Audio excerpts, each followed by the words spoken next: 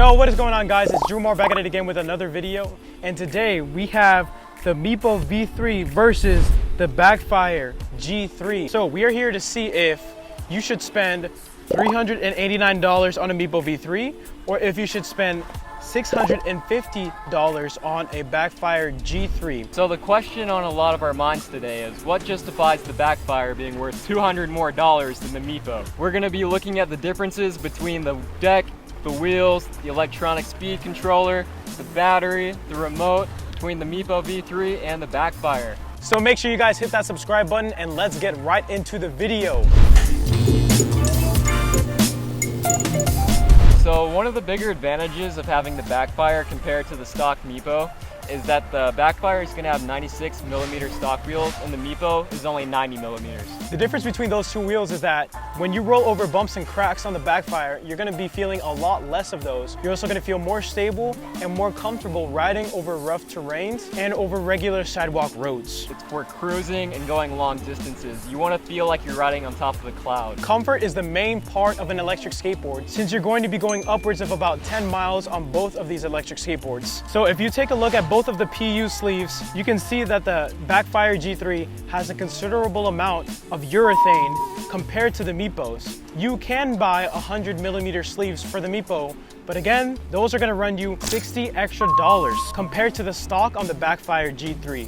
So that's a plus in my opinion on the Backfire G3. So the Backfire G3 and the Meepo V3 both have a similar top speed of about 28 to 30 miles per hour, which is way more than you'll ever really need to go. Because for unexperienced riders, you're never really going to go above 22. So now let's take a look at the deck. When you look at the Backfire's deck, you can tell that it is a really flexible deck, which means that it'll be eating up a lot of the bumps and cracks found on the roads. When you compare this to the Meepo's deck, however, the Meepo's deck is a little bit more stiff. The G3 obviously wins in this category for comfort and flexibility. So you'll notice on the Backfire that it's a lot longer and wider, and the deck actually comes with a concave to lock in your feet while you're riding. In general, the Backfire G3 has just a lot more space for your feet to go. Like, it can cover your entire foot, but with the Meepo, you're gonna have some overhang. It's just more comfortable. Let's talk about the overall look and build quality between the G3 and the V3. If you take a look at the Backfire G3s, it has a really big enclosure for the battery. It also comes with a USB port and the charging port right here in the back. It has 3 lights on both of the sides to illuminate your riding when you're riding at night so that other people and other riders can see you while you're riding. Honestly, that's a big plus to the Backfire G3. It makes it look way better at night than if you had no lights at all. And it honestly looks really, really cool. So while the G3 is more linear, on the Meepo V3, we kind of have these little grills over here for like heat ventilation. And in my opinion, it just looks a lot cooler. But on the Backfire G3, it does have a bigger pad for heat dissipation. So compared to the Backfire, the Meepo actually has a really cool feature called push to start. And it's really helpful whenever like your hands are full. You can literally just put the board down, kick it forward like just a foot or two, and then it'll start and you just push on your remote control. But with the Backfire, you actually have to flip it upside down and manually push the start button to get it going. And like if you have a lot of stuff in your hands or like a backpack on, you don't feel like getting all the way down, that's why it's a deal breaker. It sounds lazy, but once you know, you know. So the trucks between the Meepo V3 and the Backfire G3s. Honestly, if it has to come to a pick, I'm going to go with the Backfire's trucks. I feel a lot more stable on the Backfire G3's trucks. I feel like I have a lot more precision and control. It might also be with the concave on the deck and that the deck is a lot bigger for my feet so that I have a lot more space to maneuver the board.